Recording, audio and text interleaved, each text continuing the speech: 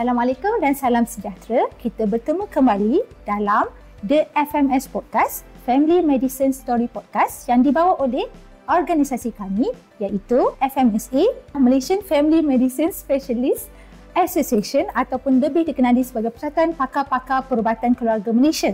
Okay. So, kita dah berkenalan dengan lebih rapat dengan kita punya panelis, Dr. Dardana dan juga Dr. Amirul. Dah kenal, maka dah cinta, so kita dah boleh sambung pada topik kita sebenar, flunomena di mana sesama mendatangkan bahaya. Okey. Mungkin ada juga penonton ataupun pendengar, panelis kita pun dah dengar ada kes kematian disebabkan influenza. Selama ni kita selalu ingat influenza ni sesama biasa, tak mendatangkan bahaya. Tiba-tiba pelakon Taiwan, Barbie Su, iaitu umur 48 tahun, masih muda tapi meninggal sebab influenza. Sebelum ni kami pun ada dengan kes meninggal sebab influenza, asalnya umur 60 tahun ke atas.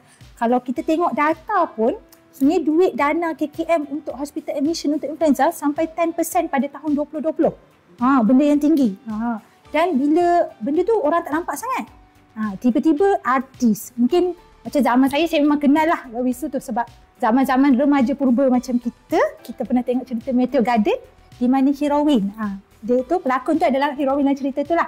Mungkin siapa-siapa kat sini mungkin boleh dengar juga. Masa tu sangat famous. Fenomena F4. Fenomena F4 sampai berjaga. Saya masa tu duduk asrama sanggup lari pergi tengok cerita sembunyi-sembunyi daripada warden misalnya kan. Dan saya kata masa zaman fenomena F4 tu sampai ada kawan saya buat grup S4. Okay? Semua SS bergabung jadi S4. Sampai macam tu sekali. Tapi maksudnya orang muda pun boleh meninggal sebab influenza. Tapi mungkin penonton nak tahu juga, saya tanya pada Dr. Dardana dulu. Apa sebenarnya influenza ni? Orang selalu kata influenza je kan? Tapi apa sebenarnya dan kenapa dia boleh mendatangkan bahaya? Terima kasih Dr. Ain. Kita dah masuk sesi kedua kita untuk tajuk utama kita. Sebab Dr. Ain dah sebut pasal mendiang Barbie Su. Saya rasa untuk pengalaman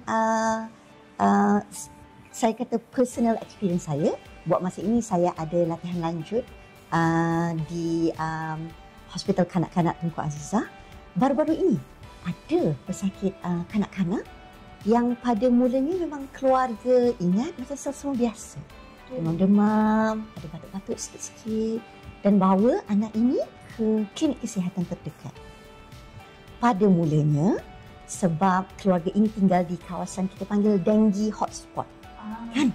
Ada kes-kes dengue sebelum ini. Jadi, kanak-kanak ini dirawat dan kita kata di-assess sebagai pesakit dengue walaupun ujian dengue itu sebenarnya negatif. Namun, macam kita risau macam dengue. Jadi, anak ini dibuat pemantauan dengue seperti yang kita selalu buat di klinik kesihatan. Namun keadaan dia semakin merosot di mana pernafasannya jadi makin laju dan tak makan dan minum dengan baik. Kemudian kita rujuk ke hospital. Jadi anak ini di hospital memerlukan kita panggil toping bantuan pernafasan. Bila ujian lanjutan dibuat, memerlukan kita kadang-kadang looks like dengue, sounds like dengue, but it was not dengue. Dan anak ini kemudian didiagnosa sebagai influenza A. Jadi, influenza ni untuk penonton-penonton di luar sana selalunya menjangkiti saluran pernafasan. Tadi saya sebut anak atau pesakit kanak-kanak yang kami lihat itu ialah influenza A. Tapi antara influenza yang senang menjangkiti manusia ada influenza A, B dan juga C. Jadi kalau untuk influenza A ni selalunya gejalanya lebih teruk, senang merebak dan mungkin boleh membawa kepada sebaran yang luas sampai kita panggil endemik atau pandemik. Kan kita dah biasa dengar pandemik kan sejak kita melalui zaman COVID. Ada contoh tak pandemik yang pernah berlaku dulu yang orang dengar nama lain tapi nama dia sebenarnya influenza A kan? Yang ini dah jadi macam soalan kuis ni Dr. Amirul. Macam Spanish flu tu ke? Ya, Spanish flu. Spanish flu. Boleh Google ke apa Spanish flu. Betul. Okey. Saya rasa on the other extreme, untuk C pula, sejarang berlaku dan gejalanya sangat ringan. B tu dekat tengah sikit. Dia gejala dia agak sederhana, tapi mana-mana pesakit yang kita syak mendapat ataupun kita tahu dijangkiti influenza, kita kena pantau dengan kita kata kena pantau dengan rapatlah supaya kita boleh tengok jika pesakit ini mendapat komplikasi influenza. Jadi sebab itulah bukan semua biasa, bukan biasa-biasa. Okey, itu untuk saya dulu. Mungkin Dr. Diana boleh sambung terus. Apa komplikasi yang mungkin berlaku disebabkan influenza dan siapa golongan berisiko yang boleh dapat influenza dan akhirnya menjadi komplikasi itu? Jadi saya disebutkan tadi, influenza ini ialah jangkitan virus ke saluran pernafasan. Jadi jika jangkitan itu kita kata berterusan ataupun merebak, dia boleh menyebabkan jangkitan paru-paru itu sendiri. Atau mungkin ramai di luar sana pernah dengar pneumonia. Okey. Dan di samping itu, bila ada jangkitan kuman, boleh juga menyebabkan ada keradangan pada paru-paru itu. Ada juga orang sebut bronkitis. Macam tu. Jadi bila saluran pernafasan yang lebih dalam ini dijangkiti, itu boleh menyebabkan seseorang itu menghadapi kesukaran bernafas atau sampai memerlukan rawatan oksigen, dan jika tidak dirawat dengan baik, boleh membawa kepada kematian. Macam kita sebut tadi. Jadi ada yang di luar sana mungkin kata, oh saya dah pernah kena influenza lah doktor. Alhamdulillah, okey je. Tapi influenza ni boleh membawa komplikasi kepada golongan tertentu. Jadi tadi saya bagi contoh pesakit kanak-kanak. Jadi golongan extreme of ages. Jadi pesakit kanak-kanak bawah 5 tahun ataupun golongan warga emas lebih 65 tahun. Lebih senang mendapat komplikasi jangkitan influenza ni. Terutamanya jika golongan warga emas ataupun orang yang di luar sana mempunyai komorbid ataupun penyakit kronik. Terutamanya kalau orang yang memang dah kita panggil kronik lung, masalah pernafasan. Kan? Kita ada juga penyakit asma, perokok mungkin ada COPD. Jadi itu boleh membawa kepada komplikasi jangkitan influenza. Penyakit kronik lain seperti diabetes atau kencing manis dan juga obesiti merupakan salah satu kita kata faktor risiko untuk mendapat jangkitan influenza yang lebih teruk, membawa kepada komplikasi. Satu special population saya kena sebutlah juga Dr. Ain dengan Dr. Amirul. Jangan kita lupakan golongan yang mempunyai tahap imun yang rendah. Contohnya pesakit HIV, pesakit yang menjalani rawatan untuk kanser, dan satu lagi golongan special population yang mempunyai imuniti yang rendah satu lagi. Yang kita tak boleh lupakan ialah ibu mengandung. Yang itu kita kata golongan-golongan yang berisiko tinggi untuk mendapat jangkitan influenza yang lebih teruk dan mendapat komplikasi. Jadi kita kena pantau golongan ini. Betul, saya setuju. Kita kena faham juga kita hidup dalam satu komuniti. Mungkin kita bukan tergolong dalam golongan yang berisiko tinggi itu, tetapi kita boleh membawa, kita carrier, kita kata kita membawa kuman tu terhadap orang sekeliling kita yang berisiko tinggi. Saya nak balik pada kita cerita tadi. Sebab itulah baru-baru ni kerajaan kita telah memberi vaksin influenza ataupun mendatangkan satu servis baru, iaitu servis vaksin influenza percuma kepada warga emas yang berumur 16 tahun ke atas yang ada komorbid. Okey, saya dah masuk pasal vaksin influenza ni. Okey. Kita dah tahu dah betapa Dr. Diana cerita komplikasinya, bahaya dia, sampai kita dah tahu ada kes kematian pelakon Taiwan yang sangat muda, berumur 48 tahun. Kita dah nampak dia tak perlu dipandang ringan. Dan kita tahu juga satu fakta lagi, dia boleh dielak dengan vaksin influenza.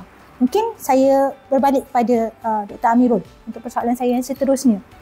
Kita dah nampak dah semua dapat prevent, tapi kenapa rakyat kita ataupun masyarakat kita masih tak nak vaksin influenza atas beberapa sebab lah mungkin. Mungkin Dr. Amirul boleh kongsi sebab Dr. Amirul agak aktif di Facebook, mempromosi. Kan ada banyak mungkin mitos ataupun apalah sebab yang menyebabkan mereka tak nak ambil vaksin influenza misalnya?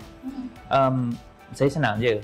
Dekat dunia ni tak ada siapa lahir nak jadi jahat, tak ada siapa yang dibangun tidur, okey aku nak jadi jahat, aku nak jadi orang yang menghasut orang lain buat jahat. Kebanyakan masa bila seseorang buat keputusan, dia akan timbang tara antara kebaikan dengan keburukan sesuatu keputusan tu. Dan kebanyakan masa bila ditimbang tara tu dengan maklumat yang tidak betul. Ini kita panggil sebagai misinformation. Dan setiap manusia dekat dunia ni, dia ada keperluan dan keinginan yang berbeza. Kita panggil value lah. Bila sesuatu perkara tu tidak kena dengan value dia, contohnya value kita sebagai doktor, kita nak pesakit kita sihat. So kita nak bagi vaksin sebab kita nak pesakit kita sihat. Tapi ada orang lain yang value dia adalah aku nak bagi makan dekat anak aku kena jual certain produk ni.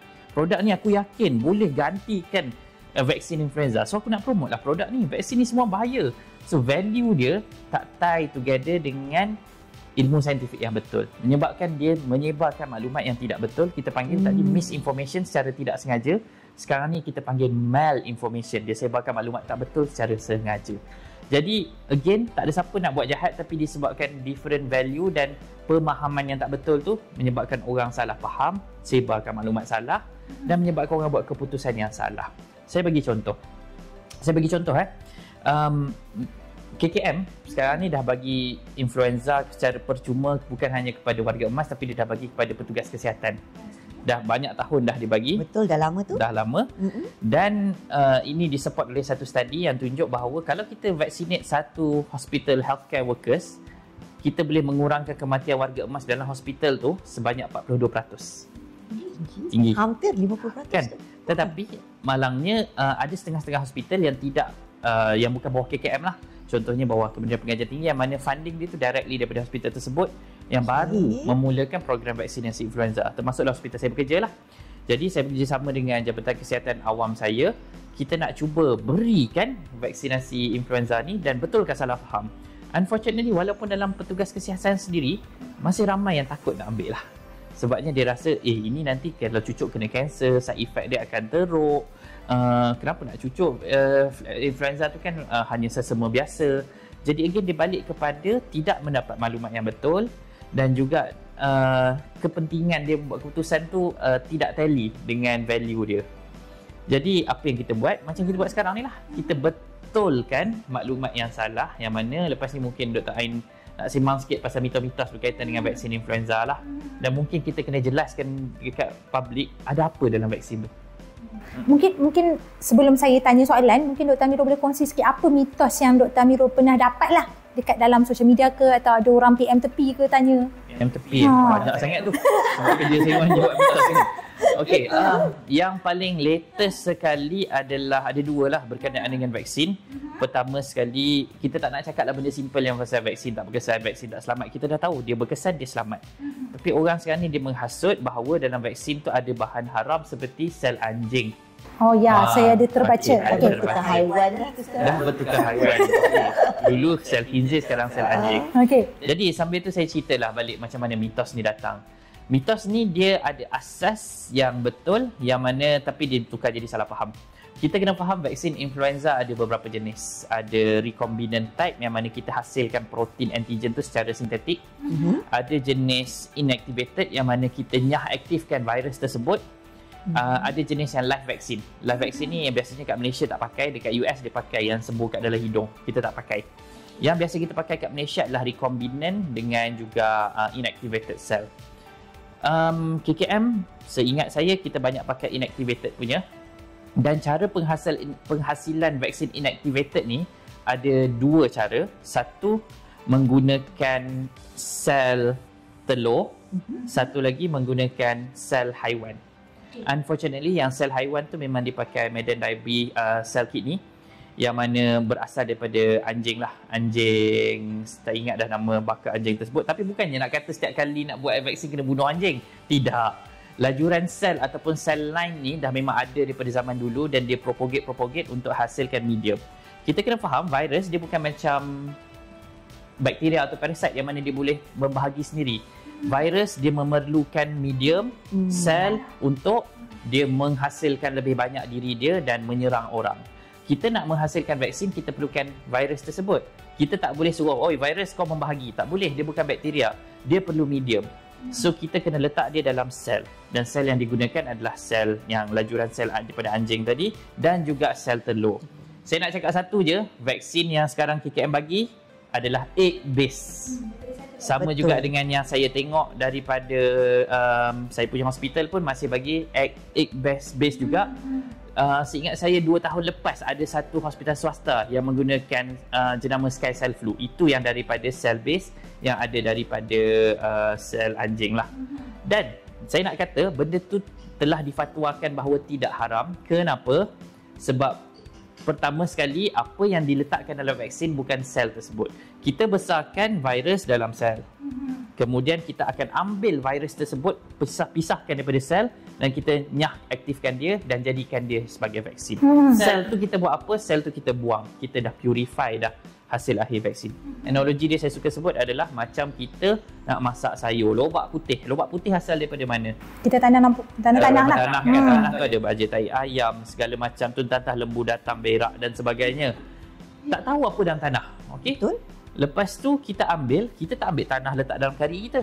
Kita cuci dulu lobak putih tu, kita potong dulu dan kita akan ambil bahagian yang kita nak dan kita masak. So itulah analoginya dan kenapa itu difatwakan sebagai harus penggunaan vaksin yang daripada medium yang diragui sumbernya itu oleh Majlis Fatwa luar negara pun, European Council of Fatwa even kata bahawa penggunaannya harus. Dan benda ni jarang dipakai kat Malaysia. Yang banyaknya pakai adalah egg base. Okey, itu nombor 1, mitos. Mitos nombor 2, sekejap lagi lah saya sembang penat bercakap. Oh, penat dah cakap. Macam tu Ingat dah tanya soalan yang sama juga. Okey, kita tanya Dr. Dayana lah. Ada orang panelis dah penat Take a break pula. Take a break. Macam setengah vaksin, kita ambil sekali seumur hidup dah cukup. Tapi kita tahu vaksin influenza kita kena ambil yearly. Mungkin Dr. Dayana boleh cerita sikit apa karakter yang menyebabkan dia kena setiap tahun tu. Karakter influenza virus tu ataupun infection tu lah. Saya faham. Jadi sebelum saya mulakan pasal kriteria atau karakter virus tu kan, ada satu kajian pada 2019 sebab kita selalu buat pemantauan influenza-like illness ni. Jadi kajian yang dikeluarkan daripada 2019 setelah dia melihat taburan penyakit influenza ini dari 2011 hingga 2016 menunjukkan influenza ni boleh berlaku hampir sepanjang tahun. Dan kita memang tahu saban tahun berlaku lah. Jadi dia boleh berlaku pada bulan Januari, bulan Februari, awal tahun seperti sekarang. Ada juga kemudian dia di pertengahan tahun tu bulan 7, 8, 9, Julai, Ogos, September dan kemudian winter months at the end of the month juga, of the year maksud saya. Okey, jadi dia cuaca sejuk, kemudian different hemisphere sejuk juga dan dia ada.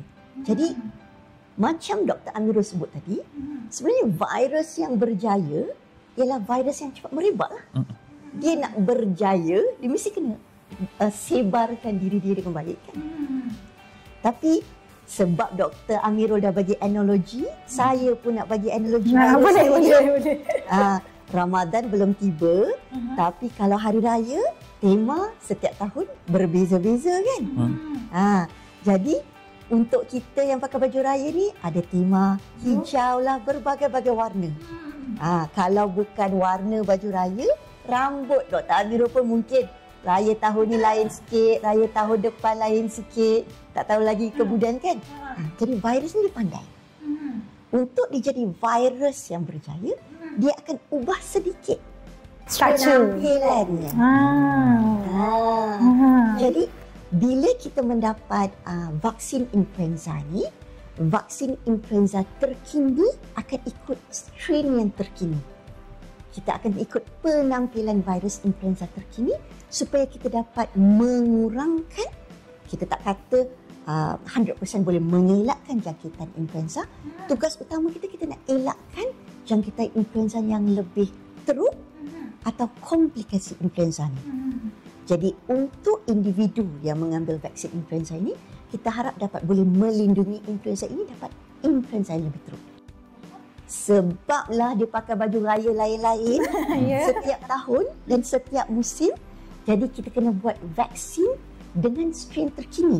Jadi sebab itu vaksin influenza ini perlu dia ambil setiap tahun. Mungkin saya boleh tambah analogi sikit lah. Sebab tema pun setiap tahun nak bertukar. Sebab tu butik yang famous lah.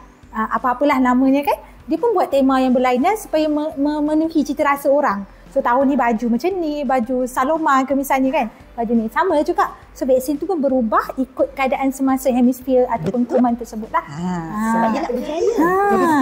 Butik pun nak berjaya. Semua nak berjaya kan misalnya. Bukan butik je ikut tema. Vaksin pun nak ikut tema juga. Tema terkini lah. Mungkin saya rasa penonton faham kan, tapi tak apa, nanti kita tengok how it goes. Kita akan tanya soalan lagi. Boleh lah Dr. Amirul, saya boleh tanya soalan ke penat lagi? Awal sangat ni kalau penat. Okey, soalan saya banyak lagi ni. Okey. Tadi kita bercerita pasal kita nak mencegah influenza yang bahaya. Sebab tu ada orang persoalkan pula, walaupun Dr. Amirul kata kebersanan tu macam tak ada mitos kan, tapi orang mesti bersoal. Saya dah ambil influenza vaksin ni, tapi saya masih sesama juga. Saya masih tak sihat juga. Apa komen Dr. Amirul untuk yang tu? Okey, komen saya kalau saya nak guna agama, kita hanya berusaha, Allah lah yang menentukan. Tetapi agama juga mengajar kita untuk membuat keputusan berdasarkan ilmu yang betul. Jadi kita kena faham proses kita membuat keputusan, again saya nak tekankan, dengan maklumat yang betul dan kefahaman yang betul. Orang salahkan vaksin bila dah vaksin masih sakit adalah disebabkan mungkin kurang kefahaman tentang bagaimana vaksin berfungsi. Kena faham, nombor satu, vaksin memberi perlindungan yang spesifik untuk penyakit yang dilindungi. Sebagai contoh, kita tahu hepatitis ada banyak jenis, virus hepatitis, virus yang menyerang hati. Ada hepatitis A, hepatitis B, hepatitis C. Kalau kita bagi vaksin untuk kanak-kanak tu, kita bagi vaksin untuk hepatitis B sebab itu yang menyebabkan komplikasi kecacatan hati dan kanser hati. Kita nak lindungi daripada penyakit yang serius tu. Dah bagi hepatitis B punya vaksin, dia tidak melindungi kepada hepatitis A punya virus, hepatitis C punya virus, walaupun nama dia hepatitis juga. Sebab perlindungan yang diberi oleh vaksin adalah spesifik. Begitu juga dengan influenza, disebabkan setiap tahun mungkin strain dia berbeza-beza, kita kena update vaksin yang diberi sebab dia akan memberi perlindungan spesifik untuk strain tersebut. Strain ada macam-macam. Influenza ada H5N1, H3N2. Untuk yang B, jenis influenza B pula ada Yamagata, Victoria dan sebagainya, macam-macam. Nama dia dahsyat Okay. Itu yang perlu dikaji dan dilihat mana strain predominant, itulah yang dihasilkan vaksin sebab again, spesifik. Bila kita dapat vaksin yang spesifik, bukan bermakna kuman lain pun tak masuk. Katakan pintu immigration cari pendatang asing dari negara Pasir Berdengung. Okey, so dia akan tahan negara Pasir Berdengung je. Pendatang asing daripada negara Pasir Simen, pasir lain pula masih boleh masuk. Bermakna sama juga dengan virus, kita melindungi daripada influenza, kuman-kuman lain yang menyebabkan jangkitan paru-paru dan jangkitan pernafasan, jangkitan selaput atas pernafasan kita ni masih boleh menjangkiti kita. Tetapi kenapa kita fokus kat influenza? Sebab influenza ni dia menyebabkan penyakit serius dan menyebabkan wabak, menyebabkan ramai kena. Berbanding dengan virus-virus lain yang mungkin para influenza, RSV dan sebagainya. Sebab RSV pada vaksin baru, itu tolak tepi lah. Dan kuman-kuman lain, virus-virus lain yang menyebabkan penyakit URTI ataupun jangkitan atas ni, dia tidaklah sebahaya dan sepenting influenza buat masa ni. Maka kita fokus kat influenza. Dan influenza tu dia melindungi secara spesifik. Jangkitan influenza, dia tidak melindungi daripada jangkitan lain. So, kena faham, kita ambil vaksin, keberkesanan insyaAllah tinggi. Kita tak akan dijangkit, kalau dijangkit pun akan kurang serius. Tapi kita masih boleh dijangkiti kuman lain yang mana tidak serius. Yang paling penting, hifzun nafs, menjaga nyawa. Sebab tu keputusan buat adalah akhirnya untuk menjaga nyawa. Sebab kena macam Dr. Amirul cakap lah, dia tak efek orang tu saja, dia efek community. Bila ada outbreak. Bila outbreak ni kita tak fikir pasal orang tu sakit je. Kadang-kadang orang tu mungkin tak sakit teruk tapi dia tak boleh pergi sekolah ataupun tak boleh pergi kerja. Itu pun mendatangkan kerugian juga kepada negara. Kan? Bukan pasal hospital admission je misalnya. Okey. Mungkin soalan terakhir untuk saya tanya Dr. Diana sebelum kita rehat sebentar dan nanti Dr. Amirul nak kongsi mitos kedua ni. Tak, ada lagi. Kita ada lagi satu sesi. Dr. Amirul macam minta nak rehat ni. Okay, last. Orang takut dengan vaksin influenza ni sebab kesan sampingan misalnya. Mungkin Dr. Diana boleh kongsi sikit apa kesan sampingan tu dan serius sangat ke kesan sampingan sampai orang tak nak ambil vaksin influenza tu? Okey. Jadi untuk saya rasa soalan ni lagi sesuai untuk Dr. Amirul. Nanti saya tambah. Okay. Tapi sebab betul macam Dr. Amirul kata, anggota-anggota kesihatan dah lama ditawarkan vaksin influenza. Jadi kesan-kesan sampingan bila mengambil vaksin influenza ni, ada orang takut demam lah. Sebagai ketua klinik kadang-kadang saya suruh ambil Jumaat je. Betul. Betul. Kan? Saya pun. Memang boleh kadang-kadang bila kita ambil vaksin influenza ni, kita mungkin ada yang mungkin boleh demam ataupun ada gejala-gejala ringan seperti selsema atau sakit kepala. Dan bila kita mengambil vaksin itu, kita cucuk vaksin influenza tu, jadi dekat kawasan tu pula bolehlah rasa sakit lah. Mana cucuk tak sakit? Mestilah sakit kan. Jadi mungkin cucuk di tempat sakit tu ataupun merah ataupun radang je tempat sakit tu. Jadi tetapi ini semua gejala-gejala ringan. Betul. Sakit badan sedikit sebab Dr. Daliana suruh cucuk hari Jumaat, Sabtu Ahad insya-Allah dah sihat ya. Isteri boleh masuk kerja balik. Tak boleh masuk kerja lagi. Jadi kita akan kata gejala-gejala ringan ni kita kata boleh juga kerap berlaku, tetapi kerana dia ringan, dia self-limiting. Kemudian anda pulih semula seperti biasa. Tetapi selepas itu anda mendapat perlindungan daripada influenza vaksin ini. Mungkin last rekod Dr. Amirul, last soalan sebelum kita rehat. Saya takut lagi sesi ketiga berlambak pula kan. So last. Tadi Dr. Diana dah kongsi juga salah satu golongan yang berisiko adalah ibu mengandung juga. Berapa dan juga kanak-kanak lah bawah 5 tahun. Mungkin soalan pertama saya yang saya rangkumkan sekali. 1, bolehkah ibu mengandung mengambil vaksin influenza? Nombor 2, sebab selalu orang risau kan, ibu mengandung banyak vaksin tak diambil misalnya. Nombor 2, seawal umur berapa untuk kanak-kanak boleh ambil vaksin influenza? Alright, baik. Untuk ibu mengandung adalah tergolong dalam golongan yang berisiko tinggi kalau kena jangkitan influenza. Bermakna orang macam ni lah yang kita kena lindungi, kita kena bagi vaksin. Adakah ia selamat? Ia selamat kerana ibu mengandung hanya tidak boleh beri vaksin yang live vaksin, vaksin jenis hidup. Influenza sebagaimana saya sebut tadi adalah jenis inactivated dengan recombinant. Yang live kita tak pakai kat Malaysia. Betul. Okey.